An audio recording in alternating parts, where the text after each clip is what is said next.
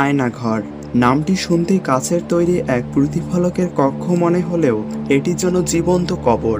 কক্ষটিতে নেই কোনো জানালা, আলোর দেখা মেলে খুবই সামান্য। এখানে নেই পৃথিবীর কোনো খোঁজ খবর, আর্তনাদের চিৎকার ছাড়া এখানে যেন কিছুই শোনা যায় না।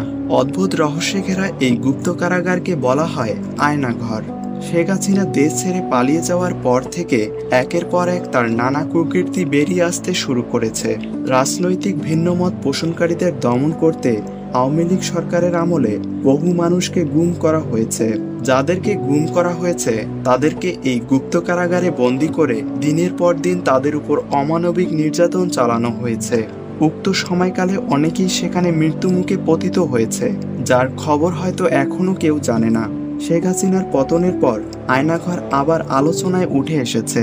সেখান থেকে ইতিপূর্বে ৩ জন বন্দী মুক্তি পেয়েছে। গত কয়েকদিনে রাজধানীর কচুক্ষেতে আওয়ামী লীগ সরকারের আমলে গুম হওয়া মানুষের খোঁজে ভিড় জমাচ্ছে তাদের স্বজনেরা।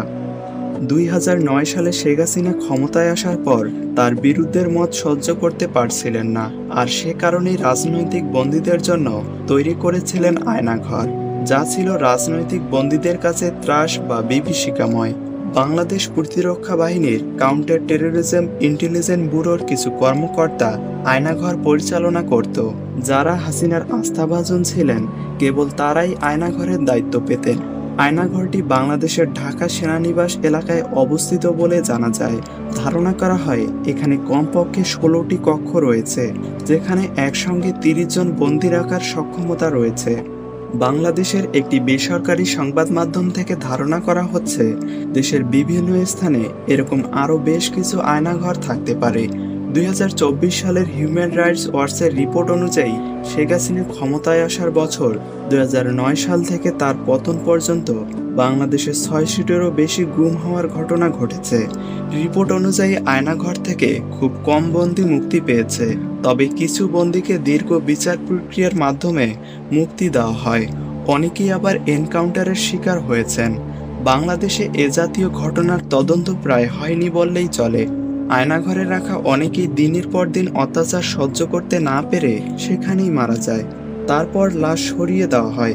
এছাড়া এখানে অনেকেই হত্যা করা হয়, যা গুপ্ত হত্যা নামে পরিচিত। আয়নাঘরে যাদের গ্রেপ্তার করে আনা হয় তাদের খাতা কলমে কোনো তথ্য রাখা হয় না। বিচার বহির্ভূত হত্যাকাণ্ড সহ এসব ঘটনার জন্য জাতিসংঘ ও বিভিন্ন মানবাধিকার সংস্থা তৎকালীন বাংলাদেশ সরকারকে নিন্দা প্রস্তাব জানায়, কিন্তু হাসিনা সরকার এসব কিছুর তোয়াক্কা না করে তার অমানবিক কার্যক্রম চালিয়ে যায়। এই রহস্যে ঘেরা আয়নাঘর আসলে কতটা বিপজ্জনক তা হয়তো আপনারা সকলেই বুঝতে পেরেছেন। ভিডিওটি সম্পর্কে আপনার যে কোনো মূল্যবান মতামত জানিয়ে দিন কমেন্ট সেকশনে, এবং আমাদের পরবর্তী ভিডিওগুলো পেতে চ্যানেলটিকে সাবস্ক্রাইব করতে পারেন। তো সবাই ভালো থাকবেন, সুস্থ থাকবেন। আল্লাহ হাফেজ।